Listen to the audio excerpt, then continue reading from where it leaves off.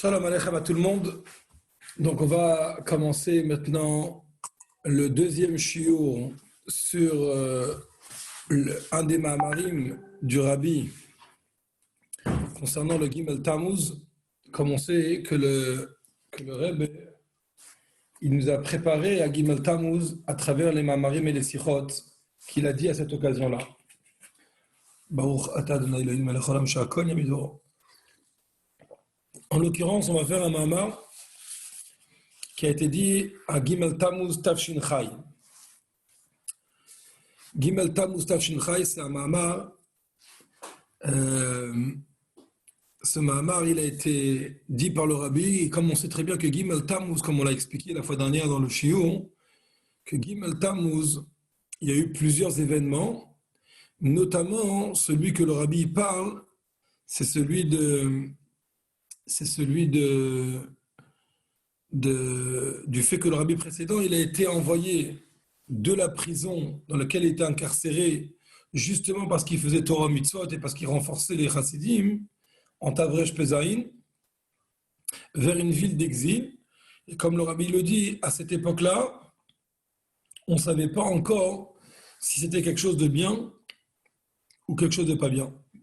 Plus tard, on a compris que Behemet Gimel Tammuz, c'était une date très bonne, très positive, et que grâce à ça, le Rabbi précédent, il a pu quitter complètement la ville d'exil, et par la suite quitter la Russie et partir 10 ans en Pologne, et par la suite quitter la Pologne et partir aux États-Unis, où là-bas, il a fait son travail de Rabbi pendant les 10 dernières années. Alors le Rabbi en Tafshin Chai nous fait un Mahamar qui commence par le passage qui dit Asam nafshenu b'chaim velo natan namot raglenu. Bien sûr, Ashgacha Pratit, il a placé notre âme dans la vie et il n'a pas laissé nos pieds chanceler, nos pieds se balader comme ça sans être avec une bonne position. Bien sûr, quand on parle de Gimel Tammuz, c'est très fort comme message, puisque Gimel Tammuz, c'est le jour où pour nous, on a l'impression que le Rebbe, Chaz Shalom, il nous a quittés. Et là, le Rabbi nous dit ici que Asam Nafshenu B'chaim, il a placé notre âme dans la vie, et il ne nous a jamais quittés, et il ne va pas nous quitter pour emmener la Géoula Amitit V'Ashlema. Juste, j'essaie de dire à des gens comment ils font pour rentrer. Il y a des gens qui ont du mal à rentrer. Une seconde.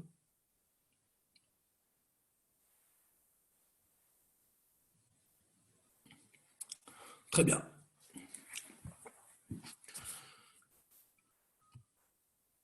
Et donc, on va faire maintenant ce Mahamar de Asam Nafshenu B'chaim, comme on l'a dit. Avec l'aide de Dieu, on va essayer de bien étudier pour bien comprendre ce Mahamar.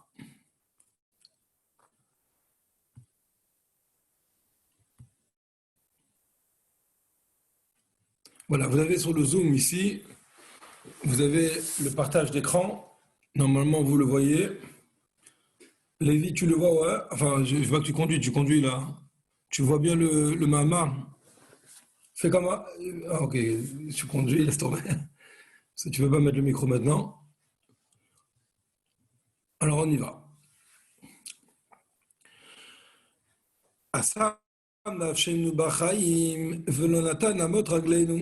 Il a placé notre âme dans la vie et il n'a pas laissé nos pieds chanceler.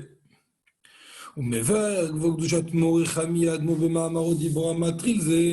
il commence, et il explique le Rabbi précédent, dans un Mahamar qui commence par le même verset, par la même chose, par le même sujet, de Chag HaGeoula Yud Bet Tammuz, qui a été dit, donc un Mahamar qui a été dit à l'occasion de la fête de la Géoula de Yud Bet Tammuz. Comme vous savez, comme précédent, il est sorti de prison à Yud Bet Tammuz. Shatralat HaGeoula était Begimel Tammuz, que le début de la Géoula, il était le Gimel Tammuz.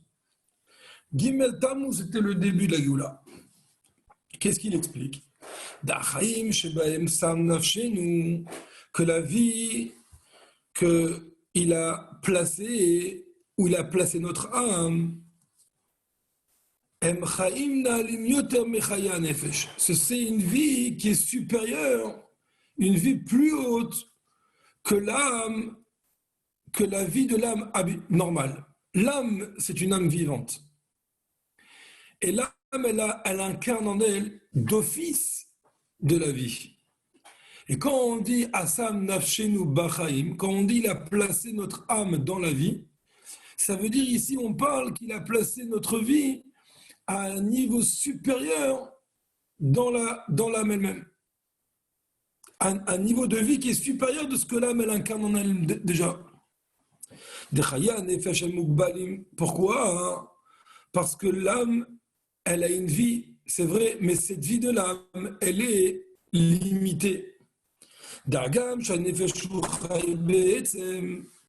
bien que l'âme, elle vit essentiellement, elle vit dans son essence chez les malamites, pas juste parce que la vie, l'âme et la vie, c'est indissociable. Et donc, même lorsque l'âme, elle quitte le corps, elle reste vivante parce qu'elle elle est vivante à elle-même. Et on parle ici même de la vie générale. Mais comme même, puisque le fait que l'âme,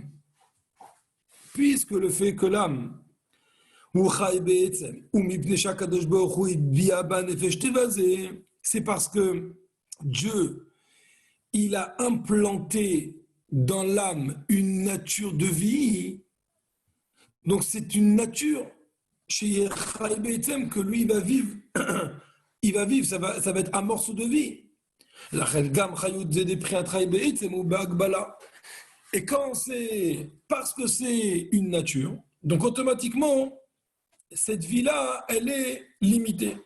Parce que tout ce qui est naturel est limité. C'est obligé que c'est comme ça. Comme c'est naturel, donc c'est limité. Et donc, puisque la vie, l'âme, elle vit, et elle vit vraiment. Mais le fait qu'elle vive vraiment, c'est juste parce que l'âme, elle a reçu une nature de Dieu de vivre, d'incarner en elle la vie. Alors ça veut dire que cette vie-là, c'est une vie qui est limitée. C'est pas une vie qui est illimitée.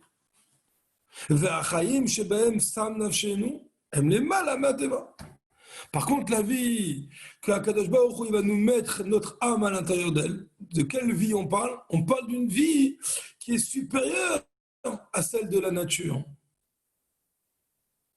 Et c'est ça qu'on est en train de dire. Il a placé notre âme dans la vie et il n'a pas laissé les pieds chanceler, il n'a pas laissé les pieds se balader. Qu'est-ce qui nous donne la force de tenir? Et de tenir, comme on dit, de tenir sur ses pieds, de ne pas avoir les pieds qui se baladent, on ne va pas tomber. Ou d'afka me'achayim chez les malamateva. Ça vient forcément de la vie qui est au-dessus de la nature. On a ici un message clair du Rabbi. On commence un Mahamar de Gimel Tammuz, où Gimel Tammuz, pour nous, c'est le jour où Davka, Chaz v'Shalom, on a perdu la vie. Il vient, le Rabbi nous dit non, on n'a pas perdu la vie, au contraire, on est arrivé maintenant à un niveau de la vie qui est supérieur à celui de la vie normale. Parce que la vie qui incarne dans notre âme d'office, c'est une vie qui est naturelle. Et comme c'est la nature, automatiquement, elle est limitée quelque part. Elle n'est pas complètement illimitée. Par contre, c'est quoi la vie qui va nous faire tenir? C'est quoi la vie qui va faire que Béhémet, on va rester ce qu'on est et on ne va pas tomber? C'est la vie qui est supérieure à celle de la nature, une vie qui est illimitée complètement. Maintenant, le Rabbi va expliquer pourquoi est-ce que l'âme, elle vit Be'etzem, et pourquoi c'est la vie qui est au-dessus de ça, la vie illimitée, la vie qui n'est pas naturelle, qui va nous faire tenir. Et si on veut comprendre pourquoi est-ce que la vie de notre âme naturelle, elle ne suffit pas et qu'avec elle, on risque de glisser, on risque de tomber. Et qu'est-ce qui va faire qu'on peut vivre, qu'on peut ne pas tomber, qu'on peut avoir les pieds sur terre vraiment et être bien? C'est Dafka la vie qui est au-dessus de la nature. Donc ça, il faut comprendre. Et deuxième question qu'on va comprendre, quel rapport il y a ça avec la délivrance du rabbi précédent, qui a été délivré complètement le 12 Tammuz. Donc c'est quoi le rapport entre les deux? Alors souvent, Gimel Tammuz, ça tombe la paracha de Korach. Des fois c'est Chukat, mais souvent ça tombe la paracha de Korach. Et donc là, le rabbi va faire un lien entre Korach, la paracha de Korach, et Yud Bet Tammuz et le pasuk Asad Nafshel B'Chaim. Donc, il faut d'abord faire une préface sur ce qui a été dit dans le début de notre paracha. Va Ikar Korach. La paracha de Korach, elle commence par le mot et Korach a pris. Si on traduit en français, le mot va Ikar Korach et Korach il a pris. Et vous savez qu'il y a le Onkelos qui lui a traduit toute la Torah en araméen. Et selon la traduction qu'il a donnée, alors on a des commentaires qui vont sortir de là. Comment il va le traduire? Vetirgam Onkelos. Comment Onkelos il a traduit le mot Vaikar Korach et il a pris Korach? Il ne va pas dire le mot il a pris. Il va traduire Vaipalek Korach. Et Korach il s'est dissocié. Et Korach il a créé une discorde. Il a fait une discorde.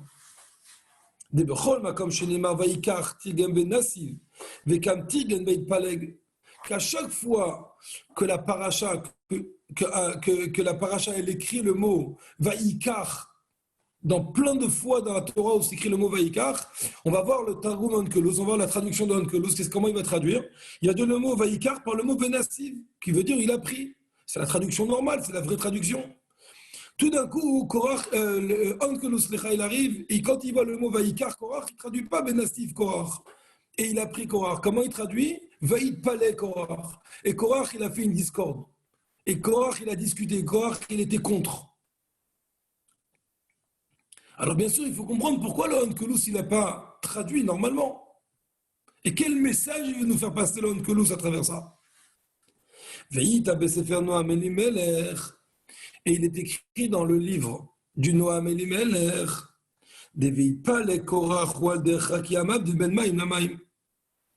le mot Vaikar Korach, Vaipaleg, et il a discuté, il a fait la discorde, ça ressemble à ce qui est écrit dans la Torah, au deuxième jour de la création. C'est écrit là-bas, Rakia Amavdil Ben Maim Lamaim. Les eaux qui séparent le firmament, l'air, l'espace qui sépare entre les eaux et les eaux. Alors juste on se rappelle, petit rappel au niveau de la création du monde, le premier jour, Bereshit bara Elokim et Hashamayim ve'et haaretz, le premier jour Hashem il a créé le ciel et la terre. Ve'haaretz hayta tohu vavohu v'choshech al pnei tehom, et la terre elle était toute mélangée. Il y avait le ciel, la terre, les eaux, tout était mélangé, c'était une grosse boule, un gros sac où il y avait tout dedans. Le deuxième jour de la création, c'est écrit qu'Akadosh Baruch Hu, il a séparé les eaux d'en haut et les eaux d'en bas. Il a créé donc cette séparation entre les eaux d'en haut et les eaux d'en bas. C'est ce qu'on appelle Raki Amadil Ben Maim Lamaim. Le ciel, le firmament qui sépare entre les eaux et les eaux. Et le Tzemar Tzedek, il explique des pirouches chez Veipale Koachwal de Raki Amadil ou Alpi Madeita Bezoar. Maintenant, le Tzemar Tzedek, il explique que ce commentaire-là, qu'il y a la liaison qui est entre Vaïd Palais, Korach, et Korach il a fait la discorde, et le fait que les eaux se sont séparées, c'est basé sur un Zohar. Qu'est-ce qu'il dit le Zohar? Qu'en fait, quand on voit que le ciel, il a séparé entre les eaux d'en haut et les eaux d'en bas, ça ressemble à la marloquette qui est entre la droite et la gauche. À chaque fois qu'on voit une discussion, il y a toujours la droite et la gauche. Dans politique, on voit toujours la droite et la gauche. Et dans Beth Hillel et Beth Shammai, on voit la droite et la gauche. Même si on va voir que ce n'est pas vraiment comparable Beth Hillel et Beth Shammai. Parce que c'est la Avdil Ben Efer de l'autre, c'est Kadosh Kadosh. Et il dit là-bas, c'est comme ça la marloquette qui est entre Korach contre Aaron. C'est intéressant parce que dans le Pirkei Avot, quand on va parler là-bas de la discorde, on va parler de la discorde qui est entre Korach et Moshe. Là, le Tzemar Tzedek qui va dire entre le Zohar il va dire entre Korach et Aaron. Parce que qu'est-ce que Korach il a rouspété? Korach il a rouspété, il a été contre le fait que Aaron il soit le Kohen Gadol. Des Misé Mouvan, que de là on comprend. שהשייכות דבעיפה לכוח לרקיע המבדיל היא לא רק מפני שהשורש דמחלוקת, איזו מחלוקת שתהיה עם הרקיע המבדיל. Alors, de là on va comprendre que cette marloquette, cette discorde qu'il y a entre Korach et Aaron, entre Korach contre Aaron, c'est pas simplement parce que toute marloquette, toute discorde, elle provient, la source spirituelle, elle est du deuxième jour de la création, qui est le jour où Hachem il a créé la discorde. Parce que si on veut faire si on fait de la discorde, il y a bien quelques jours, un jour où elle a été créée cette discorde. Et quel jour Hachem il a créé la discorde? Il a créé ça le deuxième jour, quand il a séparé les eaux et les eaux. Et donc on aurait pu imaginer que le Vaïdpal et Korach, c'est parce que la source spirituelle, elle est dans le deuxième jour, quand Hachem il a créé. Il dit non, c'est pas que ça. Kedeita be Midrash, comme il est dit dans le Midrash, Lama ein ktib hasheni kitov. Vous savez que dans la création du monde, on va voir chaque jour qu'Akadosh Baruch Hu il a créé, il a dit le mot tov ou kitov. Vayar Elohim kitov. Et Dieu a vu que c'était bon. Et dans le 6e jour de la création, on va dire Vayar Hachem il a vu que c'était tov meod, il a vu que c'était très très bon. Il y a un seul jour où on ne va pas voir directement dans ce jour-là le fait qu'il y a écrit kitov, c'est le 2e jour de la création, le jour où Hachem il a créé la marloquette. Et sur ça, le Midrash va dire, pourquoi est-ce que le 2e jour de la création, il n'est pas dit là-bas le mot kitov? Chez Bon Ivret Machloket, parce que là-bas, il a été créé la discorde. Chez Neymar, Vayimavdil Ben Maïm la Maïm. Parce qu'il est dit, et il a séparé entre les eaux et les eaux. Et donc finalement, l'eau, elle était créée déjà avant. Qu'est-ce qu'Hachem il a créé au moment de le 2e jour de la création du monde? Il a créé cette discorde, il a créé cette séparation des eaux. Alors, de là, on aurait pu croire que Béhémet, c'est ça la source de la marloquette de Korach. Parce que ça, c'est la source de toutes les marloquettes, c'est la source de toutes les discordes. Il dit non, c'est pas que ça. Et la Shega marloquette du Bifrat, simplement, c'est que finalement, cette marloquette, elle, de Korach contre Aaron, la marloquette contre Aaron, il dougmat à marloquette de Rakia Mavdil. C'est elle-même une source et un générateur de marloquette. Autrement dit comme ça, nous on aurait pensé que le 2e jour de la création, c'est le moteur, c'est là où Hachem il a généré la marloquette en général. Et donc toute marloquette, elle est liée avec ce générateur, comme un générateur où il y a une prise, et toutes les machines, elles sont branchées à ce générateur. Et on dit, non, c'est pas ça. Le Korach, il n'est pas branché à ce générateur. Korach lui-même, c'est un générateur.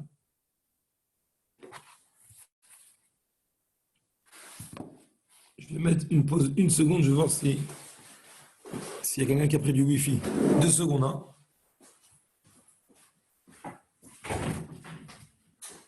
T'as du Wi-Fi, rien comme ça? Rien, s'il n'y a pas de truc, parce que là, ça bug.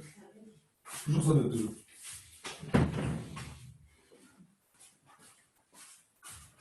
Et donc je disais, Korach lui-même, la marloquette de Korach elle-même, elle est source de marloquette. C'est elle-même un générateur de marloquette. Dès que mot chez la marloquette de Rakia à Mavdil, que de même que la marloquette de Rakia à Mavdil du firmament, de l'espace qui va séparer Imachloket Smala Beimina. C'est la Machloket de la gauche sur la droite. Haderzi Machloket Korach Be'Aaron. C'est la même chose, la Machloket de Korach et Aaron. De Aaron Bekavay Achesed Yemin. Parce que Aaron lui-même, il était Oev Shalom. Verodev Shalom. Aaron, c'était l'homme qui aime la paix. Donc c'était le Chesed. Et le Chesed, c'est à droite. De Korach Shaya Lévi, alors que Korach, qui était un Lévi, lui, il venait plutôt de Gvurot, il avait plutôt les sévérités, small. Et donc finalement, qu'est-ce qu'on apprend de là? On a compris de là que la machloquette de Korach contre Aaron, c'est pas simplement une machloquette comme une autre machloquette qui elle-même, elle trouve son énergie à l'intérieur du deuxième jour de la création. Pas du tout. La machloquette de Korach contre Aaron, elle-même, elle est source de machloquette. Elle-même, elle est source de... Elle génère de la machloquette. Rabbi, il continue, il dit, Yesh le osif, des shnei animelu shebevit palei Korach. Ces deux sujets qu'on a retrouvés dans cette traduction d'Onkelos qui dit Vait palei Korach, et Korach, il s'est mis en discorde, machloquette. La source de la machloquette, Vezé Shechalak al Aaron, et le fait qu'il a discuté contre Aaron, chez Yachim de l'Asie sont bien sûr liés l'un avec l'autre. C'est quoi la liaison? Parce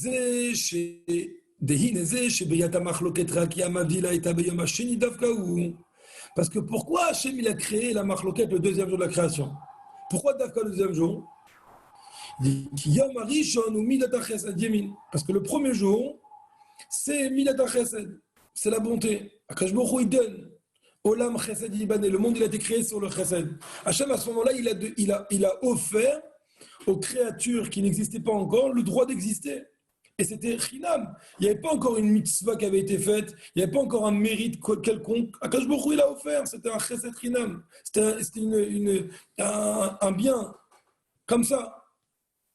Veyom Hasheni. Humidat Gvura. Alors que le deuxième jour, c'est la sévérité, small. Ou mitzad Gvura, yeshnitinatma comme le machloket. Et c'est à cause de la Gvura, quand on regarde du côté de la sévérité, alors là, il y a la place à la machloket. On vient de sortir maintenant de Shavuot. On est aujourd'hui le 15, en tout cas en France, c'est pas encore tombé la nuit. Donc on a encore le 15 du mois de Sivan, du mois le jour où la lune elle est pleine dans le mois de Sivan, le mois de Matan Torah, on a fait ressentir dans Matan Torah le chiffre 3. Et c'est connu que pourquoi on fait ressentir le chiffre 3? Parce que Béhémet, le chiffre 1, c'est une idée qui est unique. Le chiffre 2, c'est la discorde. Le chiffre 3, c'est celui qui va associer les deux ensemble. Et c'est ça la vraie unité. La vraie unité, c'est pas quand il y a une seule idée. La vraie unité, c'est quand il y a plusieurs idées, mais les plusieurs idées, elles sont réunies et elles se respectent l'une avec l'autre. Alors on voit que le chiffre 2, c'est la machloquette. Et c'est ça qu'Akadosh Baruch Hu, il a créé la machloquette le deuxième jour. Korach, c'était le deuxième jour. Pourquoi? Parce que finalement, c'est comme ça que Korach, il a fait. Korach, la machloquette, c'était le deuxième jour. Pourquoi? Parce que le premier jour c'était Chesed, le deuxième jour c'était Gvura. Et quand on parle de Gvura, alors il y a la place à la machloquette. Ou Kedeïta Bezoar Sham. Comme il est écrit dans le Zohar là-bas, Yeminaï Usmila Dekula Choule. La droite, c'est la gauche de tous. Quand on a quelqu'un un en face de l'autre, alors la droite de celui qui est là, eh ben, il donne face à la gauche de l'autre qui est en face de lui. Et c'est en lui que dépend toute la perfection. Et dès qu'il y a la gauche, il y a tout de suite la machloket, il y a tout de suite la discorde. Il y a une chose et son contraire. Et donc on voit bien que cette gauche, ce lévi, cette gvura, cette sévérité, c'est la machloket. Et avec ça on peut se dire, et là on va bien comprendre ce qu'on a déjà compris dans la première phase de ce chapitre, que le principal du sujet de Korach, c'est la machloket, c'est la discorde. Et jusqu'à même que nos sages nous disent que tout celui qui accroche, qui s'attrape à la marloquette, quelqu'un qui tient tête à la marloquette, alors dans ces cas-là, il transgresse un interdit de la Torah. Quel interdit va transgresser? Chez Neymar, Veloyi et Korach Vechadato.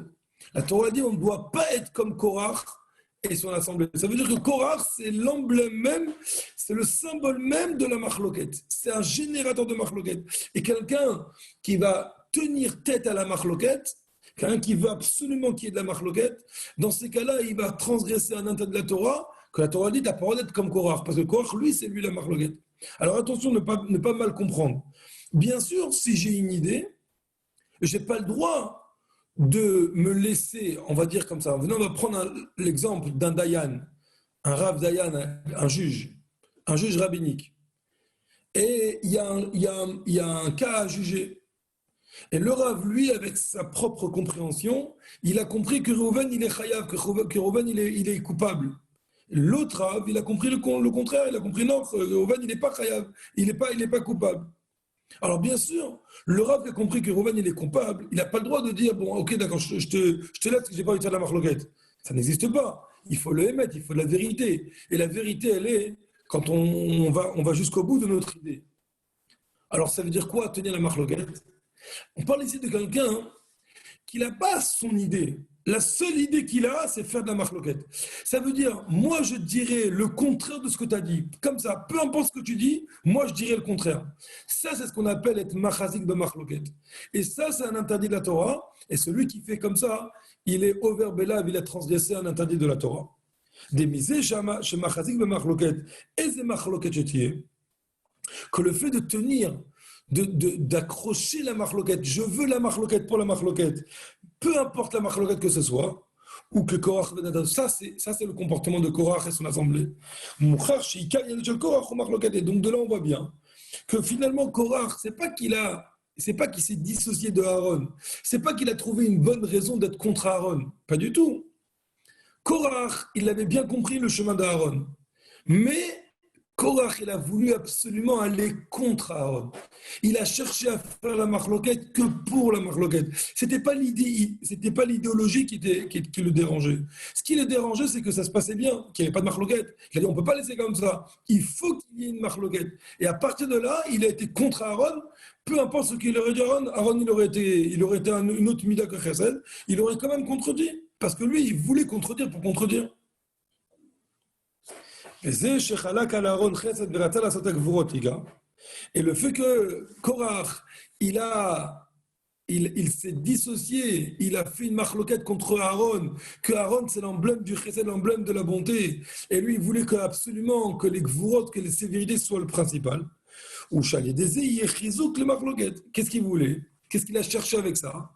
Il a cherché avec ça de dire que le principal, ce soit Gvura, ce soit la sévérité. Et comme ça, on va donner du crédit à la marloquette, à la discorde. Au moins, les gens ils vont comprendre qu'on ne peut pas vivre sans discorde. C'est comme quelqu'un on va prendre un exemple, Léavdil, on va prendre un exemple de quelqu'un qui rentre dans une ville où il y a que la droite, par exemple. Il n'y a pas la gauche qui se présente. Et lui, il a dit non, moi je vais devenir de gauche, rien que pour qu'il y ait une contradiction. C'est-à-dire que lui, en fait, il n'a pas l'idée de gauche. De base, il n'a pas l'idée de gauche. Mais qu'est-ce qu'il veut? Il veut absolument qu'il y ait une contradiction avec ce qu'on propose avec la droite. Et donc, il va faire la marloquette. Et donc ça, c'est ce qu'on appelle marloquette pour marloquette. Mais ça, maintenant, il faut comprendre. Parce que là, on a l'impression qu'on parle avec excusez-moi le terme, mais avec quelqu'un qui est idiot, quelqu'un qui est bête. Quelqu'un qui tient la marloquette comme ça, quelqu'un qui, à chaque fois qu'on dit blanc, il dit noir, quand on dit oui, il dit non, quand on dit c'est permis, il dit c'est interdit, on voit bien qu'il est pas objectif. Et c'est pas quelqu'un qui est intelligent. Et pourtant, Korach, on le croyait un homme intelligent. Alors qu'est-ce qui lui arrive, Korach, dans sa tête? Comment Korach y réfléchit pour avoir cette idéologie de marloquette pour marloquette?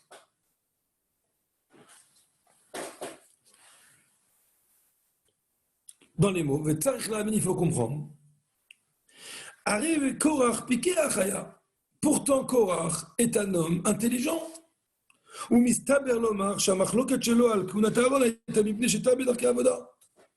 Et ce serait logique de dire que la machloket de Korach contre la contre la prêtrise de Aaron, elle était parce que Korach il s'est trompé dans son chemin du service de Dieu.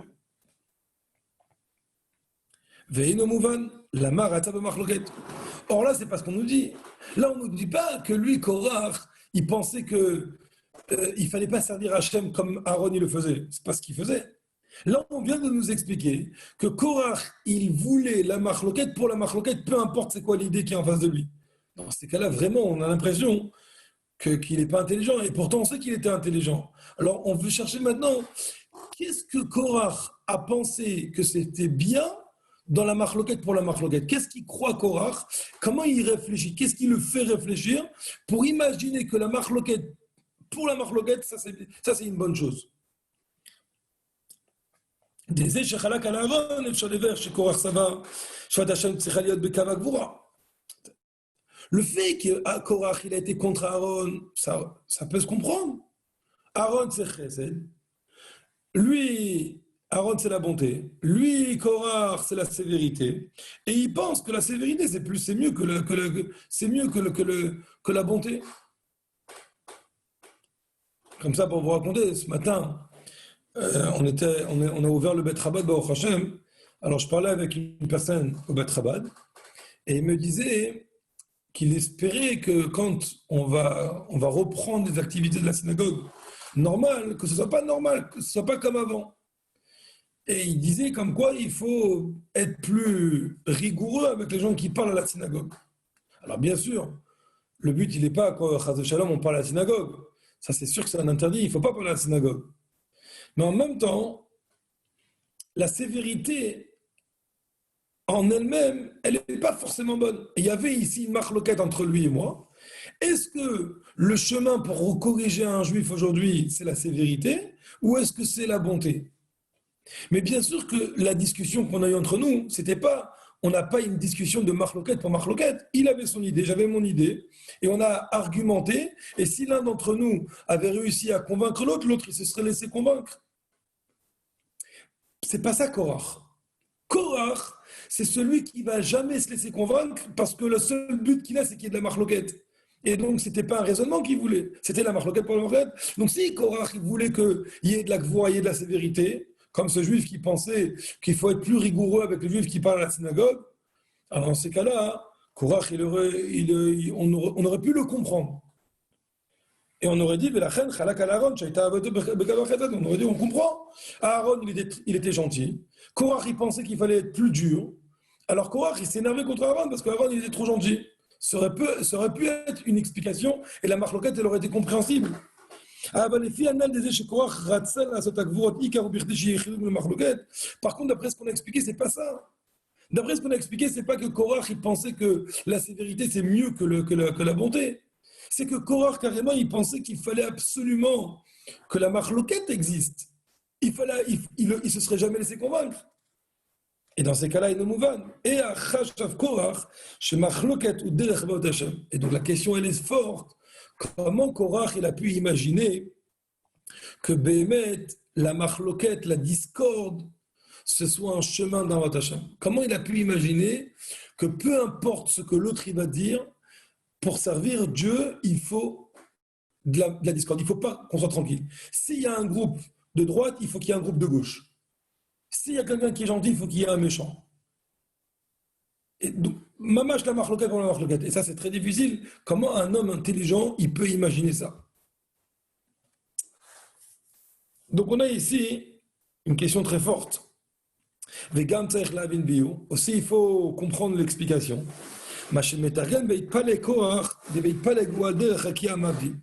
Aussi, il faut comprendre la traduction d'Onkelos. On a dit que l'Onkelos est traduit. Le Vaïkar Korach, il a pris Korach par Vaïtpale Korach. Et Korach, il s'est mis en discorde. Et on a comparé ça avec la séparation des eaux qu'il y a eu le deuxième jour.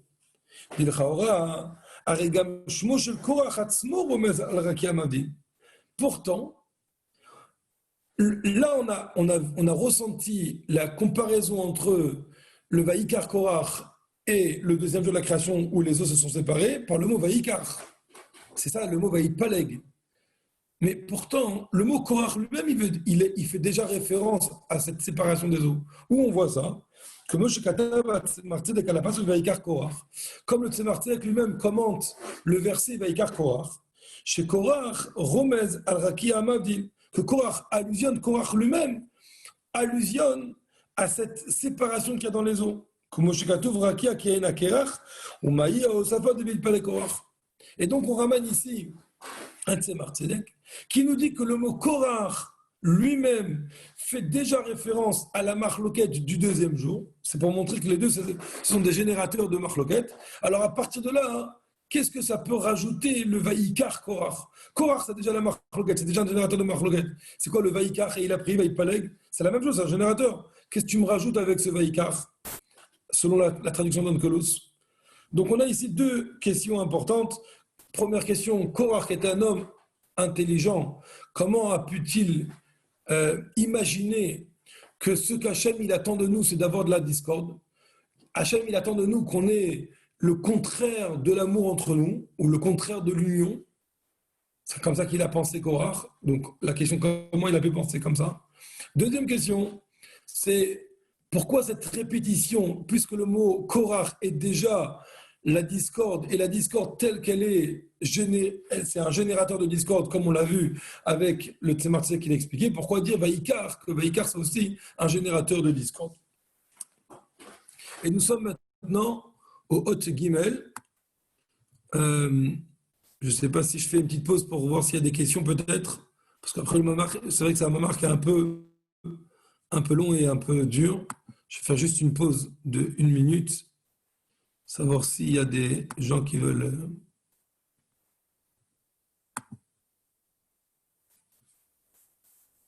Je vais remettre les micros.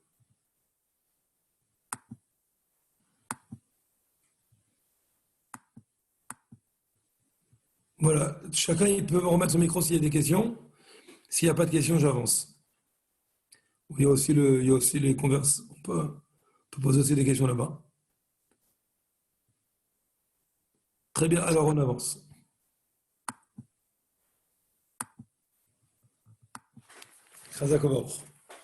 Gimel. Donc maintenant on a le troisième chapitre. Je vais juste remettre le Mahamar.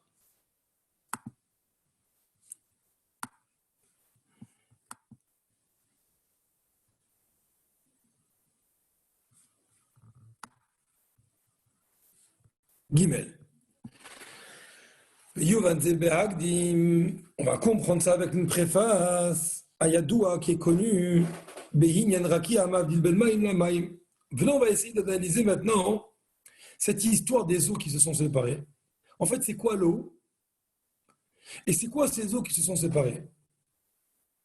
Donc, on rappelle pour ceux qui viennent d'arriver que le premier jour de la création, Akadosh Baruch Hu, il a créé tout le monde entier. Il a créé une grande boule où dedans il y avait tout, le ciel, la terre, les eaux, les machins, tout était dedans. C'était tout vavos et tout était mélangé.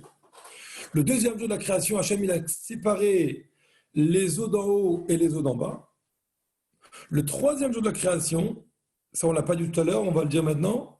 Le troisième jour de la création, Akadosh Baruch Hu, il a ouvert la terre et il a pris toute l'eau d'en bas et il l'a mis pour créer les mers. Donc il a créé les mers pour la première phase de la journée. Et la deuxième phase de la journée, Akadosh Baruch Hu, il a créé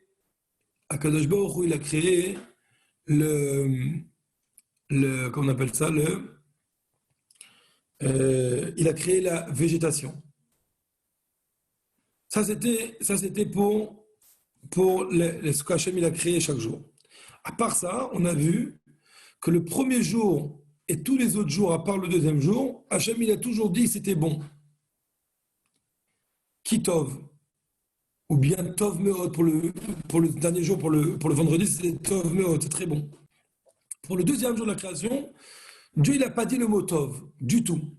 Par contre, ce qui est intéressant, c'est que le troisième jour de la création, Hachem il a dit 2 fois le mot Kitov, pas Amaim Kitov. Alors on va voir maintenant, on va essayer d'analyser tout ça. Des maïm, c'est quoi maïm? C'est quoi de l'eau? Hem ta'anoug. L'eau, c'est le plaisir. Des échamaïm atzmichim kol mine ta'anoug. On se rappelle de ces mots-là dans le Tanya, au premier chapitre du Tanya. On voit là-bas que l'eau, elle fait naître, elle génère toutes sortes de plaisirs. Ou les filles chez Bahem yesh inyan ta'anoug.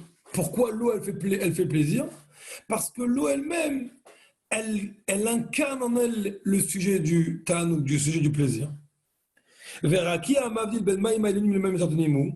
Et à part ça, j'allais donner à cette adal ben tartanim bim ruchnim, maïm elionim et tanouge olamaz et maïm tartanim. Maintenant, dans les plaisirs même, il y a les plaisirs spirituels et il y a les plaisirs matériels. C'est ce qu'on appelle, en fait, l'eau céleste, l'eau du ciel, elle représente le plaisir spirituel. L'eau terrestre, elle représente le plaisir matériel, les ta'anougé olamazé, les plaisirs de ce monde-ci. Et entre les deux, eh ben, il y a l'espace qui sépare entre le ciel et la terre. Ah, pourquoi Dieu il a fait la séparation entre le ciel et la terre, entre les eaux du ciel et les eaux de la terre, entre les plaisirs spirituels et les plaisirs matériels? En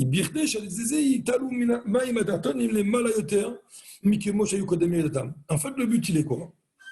Le but, il est que lorsque l'eau, elle va descendre et elle va rentrer dans la terre, et d'ailleurs, l'eau, elle va descendre très très bas dans la terre. Elle va aller jusqu'à une nappe phréatique qui est en dessous de la terre. Tout le but, elle est que l'eau puisse remonter à un niveau qui est supérieur par rapport à ce qu'elle était avant de descendre. Bien sûr, on ne fait pas faire une chute à quelqu'un pour que après la chute, on remonte au même niveau.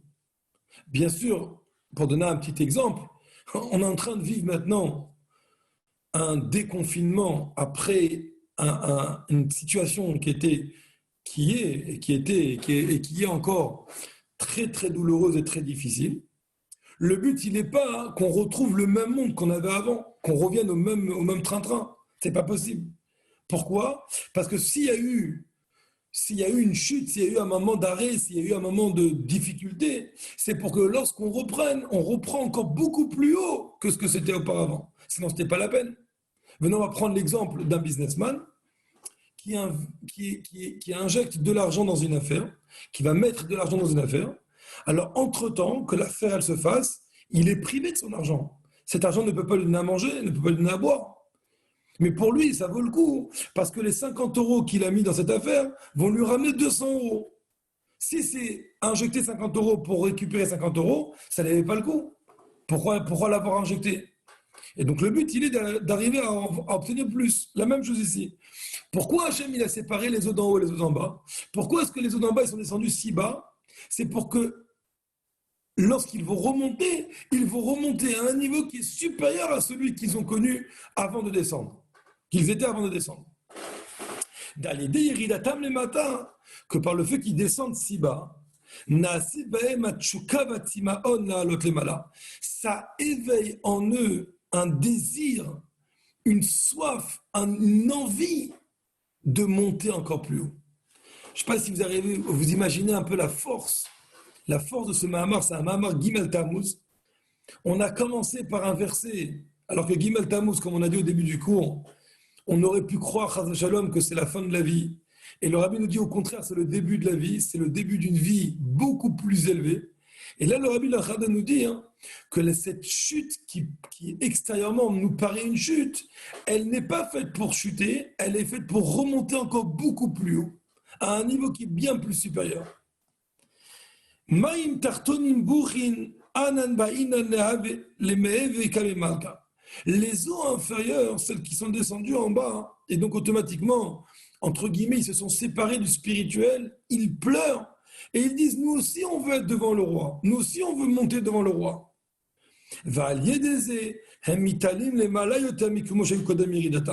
Et grâce à ça, ils s'élèvent à un niveau supérieur vis-à-vis ou par rapport à ce qu'ils étaient avant de descendre. Ou les malayota gamimayim et même ils peuvent dépasser les eaux supérieures. Les eaux supérieures qui n'ont pas connu cette chute et qui n'ont pas connu cette infériorité ne peuvent pas atteindre le niveau que ces eaux qui étaient inférieures, quand ils sont remontés encore beaucoup plus haut. Et c'est grâce au fait qu'ils sont descendus qu'ils ont pu remonter beaucoup plus haut. Et Zéouma Shamou Razal, avec ça on va comprendre quelque chose d'extraordinaire. Parce qu'à priori on pourrait se poser la question. Pourquoi mardi, Hachem il a dit 2 fois le mot Kitov? Alors si on demande à quelqu'un, il va te dire, bah oui, Hachem il a dit 2 fois le mot Kitov, parce que tout simplement, comme il n'a pas dit lundi, donc il a dit mardi. Le premier Kitov de mardi, c'était en fait pour celui de lundi. Et la question elle va être, mais si lundi il n'a pas dit le mot Kitov, que c'était bien, c'est parce que c'était pas bien. Alors si c'est pas bien, pourquoi le dire mardi? Ça reste pas bien. Quel élément il y a eu mardi pour qu'Akadosh Baruch Hu dise le mot Kitov pour ce qui s'est passé lundi? Il y a eu un élément supplémentaire qui a fait que finalement, ce qui n'était pas bien hier, il est devenu bien aujourd'hui. Alors, il explique dans les mots. C'est ça qu'ils ont dit les Chazal, les Chachamim, que le fait que mardi, le 3e jour de la création, il est dit 2 fois le mot Kitov, ou un, c'est pour le service, le travail qu'Akadosh Baruch Hu il a fait sur l'eau. Donc, l'eau, on croyait que c'était lundi. Et le 2e, c'est pour la végétation. C'est ce qui s'est passé ce jour-là. Qu'est-ce qu'Hachem il a créé le mardi? Il a créé la végétation. Donc, il a dit Kitov. Mais a priori, on vient de dire que ce qui a été créé le lundi avec l'eau, ça a été la discorde. Et on a vu que la discorde, ce n'est pas une bonne chose. Comment on peut dire Kitov dessus? Comment c'est possible de dire le mot Kitov? Donc c'est une question qui est très forte. Pourquoi est-ce que, quand ça arrive, le 3e jour de la création, Akadosh Baruch Hu dit Kitov sur quelque chose qui apparemment n'est pas bon? Et l'explication c'est quoi?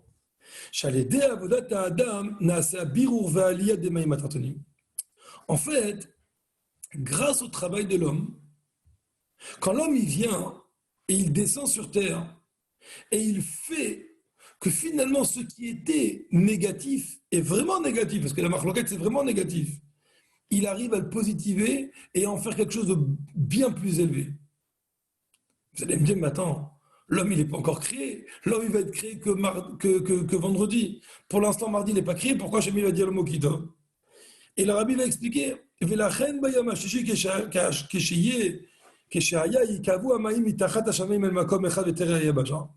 à partir du moment où mardi, Akadosh Baruch Hu, le 3e jour de la création, Akadosh Baruch Hu, il a positionné, il a pris toutes les eaux et il les a rentrées dans un endroit, dans un trou, et donc automatiquement la terre sèche a apparu à ce moment-là. Autrement dit, quand on dit la terre sèche, c'est l'endroit où l'homme va habiter. Donc la création de l'homme, c'est vrai que l'homme physiquement n'est pas encore créé, mais son emplacement, il est déjà prêt. Avant ça, il n'était pas prêt. Si Hachem il avait créé mardi matin l'homme il se serait noyé dans l'eau, ou ça aurait été un poisson, ça n'aurait pas été un homme.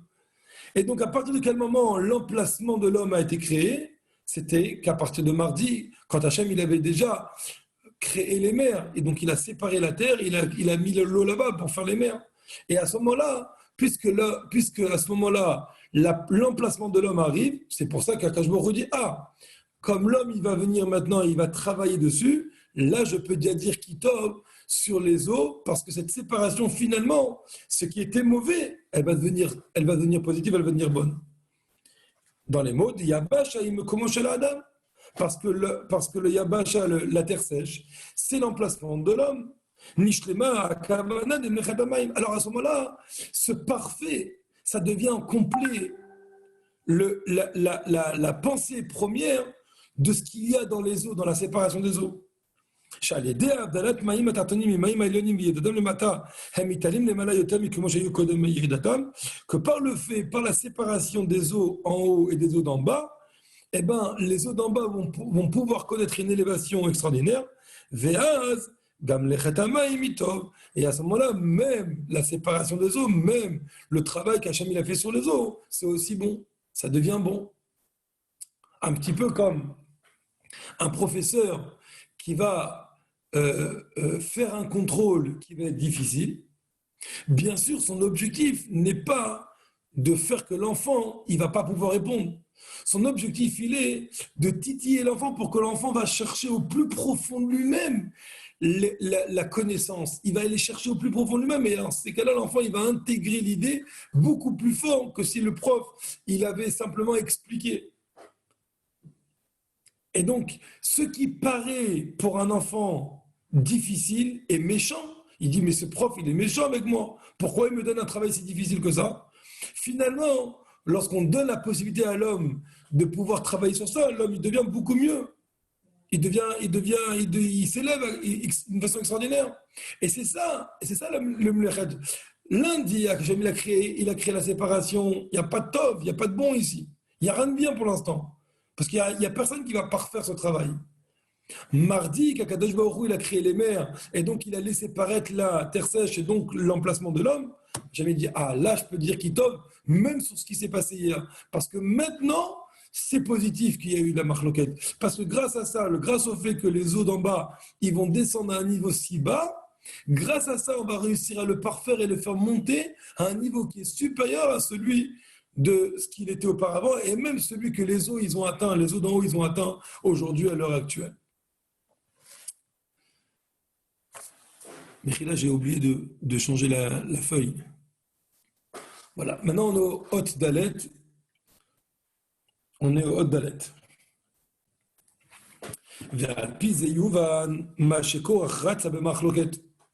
Et avec ça on va comprendre le fait que Korach a voulu la discorde. כי קורח חשב שהכוונה בזה שמים התחתונים נבדלו ממים העליונים וירדו למטה ובשביל המעלה שישנו בתענוגים הגשמיים עצמם. En fait, qu'est-ce qu'il voulait Korach? Korach, il voulait que... Qu'est-ce qu'il va dire Korach? Korach, il va dire, ah, Hachem, il a créé la discorde. Ah, Hachem, il a créé la séparation des eaux. Alors, il faut garder comme ça. Il faut garder cette situation que les eaux d'en bas, ils restent en bas et que les eaux d'en haut, ils restent en haut. Nous, juste avant, on a expliqué que justement le contraire. Hachem, il a créé la séparation et il a mis l'eau d'en bas en bas pour que l'eau d'en bas puisse monter encore plus haut. Korach, il dit non, vous avez rien compris. Si Dieu il a créé que les eaux d'en bas, ils sont en bas, donc il faut rester comme ça. Un petit peu comme des juifs qui disent, bah, Hachem, il nous a mis en galoute, on doit rester en galoute. Ils n'ont pas compris qu'Hachem nous a mis en galoute pour qu'on puisse s'élever encore au-dessus, à un niveau supérieur que ce qu'on était avant la galoute. Avant l'exil. Dans les mots, qui Korach Hashem, Shakavana basé chez Maïm Atartonim de Loum Maïm Aidonim. Parce que Korach, il a pensé que c'est quoi la pensée profonde du fait que les eaux d'en haut et les eaux d'en bas se sont séparées, que les eaux d'en bas, les matins au Bishvil Amala, lui, il a pensé que Hachem, il voulait qu'on apprécie les plaisirs matériels, puisqu'on a dit que l'eau c'est le plaisir. Donc les eaux d'en bas, c'est le plaisir matériel. Donc c'est bon. Alors venons, on y va dans le plaisir matériel. Des shorash agashmiut ou les malayotam et shorash aruchaniut. Parce que la source de la matérialité, elle est au-dessus de la source de la spiritualité. Je vais sauter la parenthèse. Velachen ratza shakvurot yueikar. Et c'est pour ça que Korach voulait que les sévérités soient le principal.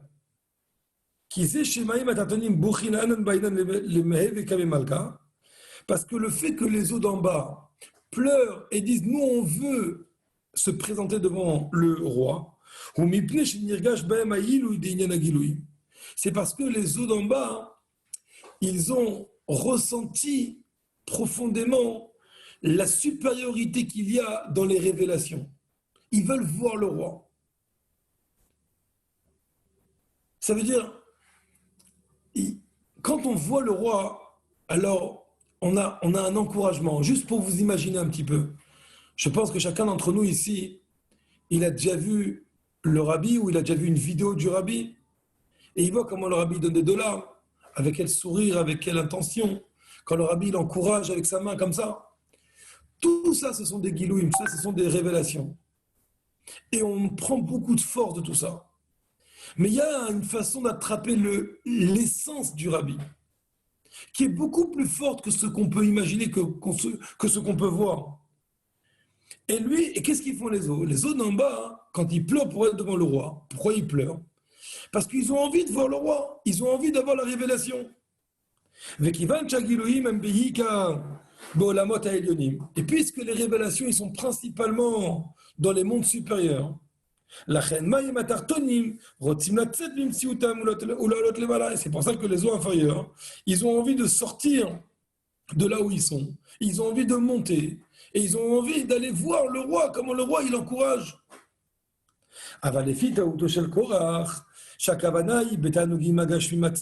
Mais selon l'erreur de Korach, que Korach il a pensé que le but il est dans les plaisirs matériels pour le matériel, qu'on va essayer de révéler à l'intérieur de l'en bas le niveau la source spirituelle du bas. Alors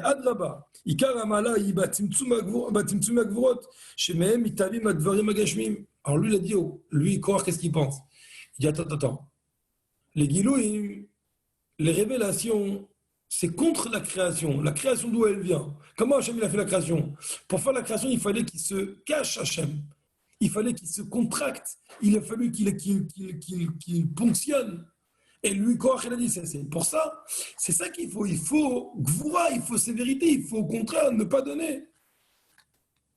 Aval Korach t'a basé, mais Korach, c'était une erreur qu'il a fait.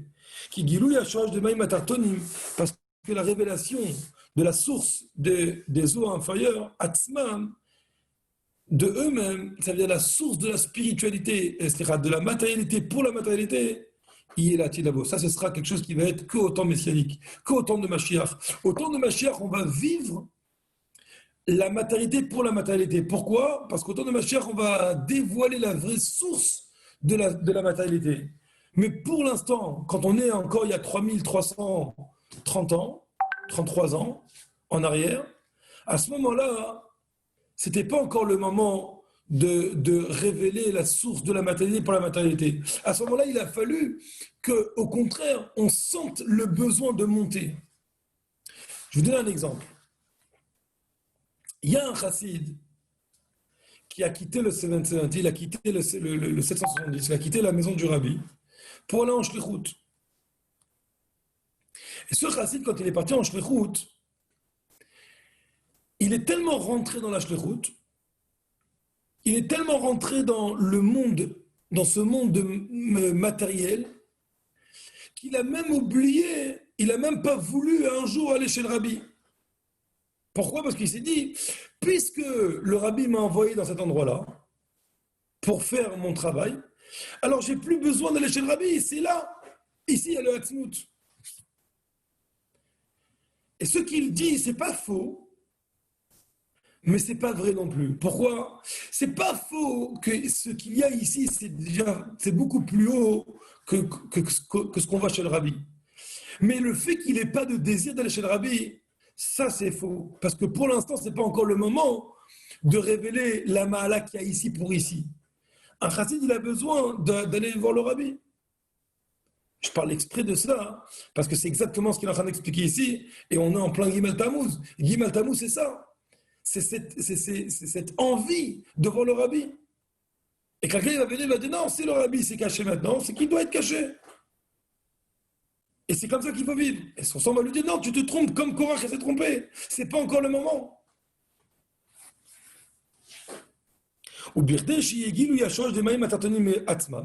Pour qu'on puisse avoir la révélation de la source spirituelle des eaux inférieures en bas.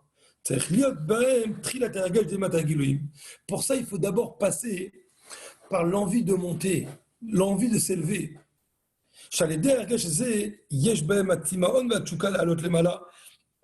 Que par cette sensation, on a cette soif, cette envie, cette motivation de monter encore plus haut.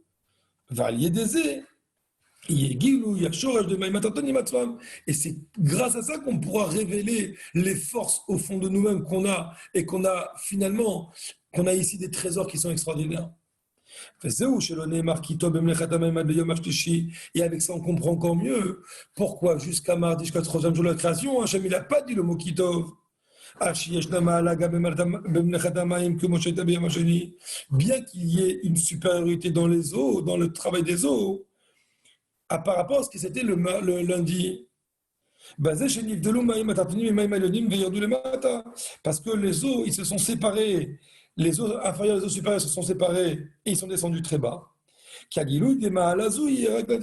Pourquoi? Parce que finalement, la révélation de ce qui va se passer, de ce qui va se passer au temps de Mashiach, c'est après. Et maintenant, la kavana, elle est pour que ça descende en bas. Et c'est pour que ça monte plus haut. Pour qu'on ait envie de monter. Quand ça se fait mardi d'Afka, ça se fait le 3e jour.